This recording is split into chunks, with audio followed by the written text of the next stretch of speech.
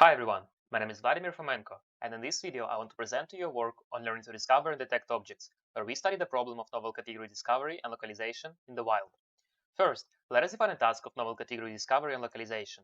NCRL builds on a novel category discovery problem, where given is a set of labeled images with objects of known classes and a set of unlabeled images that may contain objects of either known or unseen novel classes. The goal of NCD methods is to learn to classify objects of both known and novel classes, given supervision only for labeled categories. In NCDL, we extend this problem to the object detection setting, where we need to not only classify, but also to localize every object of interest in the image. This is a challenging problem, as images are not perfectly cropped, often contain a mixture of known and novel, occluding object classes, and it's often hard to differentiate objects from background. Moreover, the natural frequency of classes in the real world resembles a long-tail distribution, and we need to cope with some classes being very frequent and some very rare. To tackle this problem, we propose a two-stage object detection framework that we call region-based NCDL. We first leverage annotations for labeled images to train a two-stage object detector and a classifier for known classes. We then attach a second classification head and proceed to the discovery phase, where we use the pre-trained detector to localize objects on all available images and use constrained clustering on top of object crops for self-labeling. Using obtained pseudo-labels, we then train both classification heads jointly, using the self-supervised objective in an end-to-end manner. In more detail, our method operates as follows. First, we use annotations for known classes to train a two-stage object detection network. After this supervised pre-training phase, we freeze feature extractors in RPN and proceed to the discovery phase. We attach a second classification head that consists of an MLP and a cosine classifier.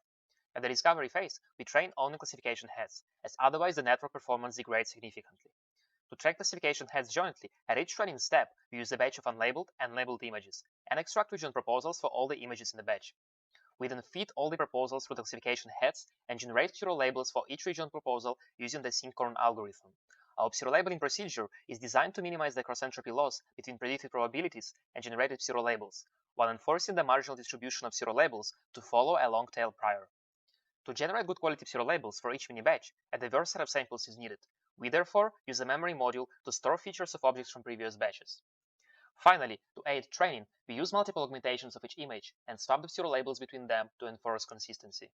We also add a downscale supervised loss to prevent forgetting of known classes. During inference, we perform a standard forward pass and use both classification heads to predict unified class probabilities for each region proposal, followed by the standard post-processing steps. To evaluate our method, we use annotations for 80 COCO classes during the supervised training phase, aiming to learn to classify more than 1,000 additional classes from the LVS dataset. As both datasets provide annotation for the same images, we split training images in half and use only 50,000 images with 80 class annotations from COCO during the supervised training phase. We treat the rest of 50,000 images as additional unlabeled data used during the discovery phase.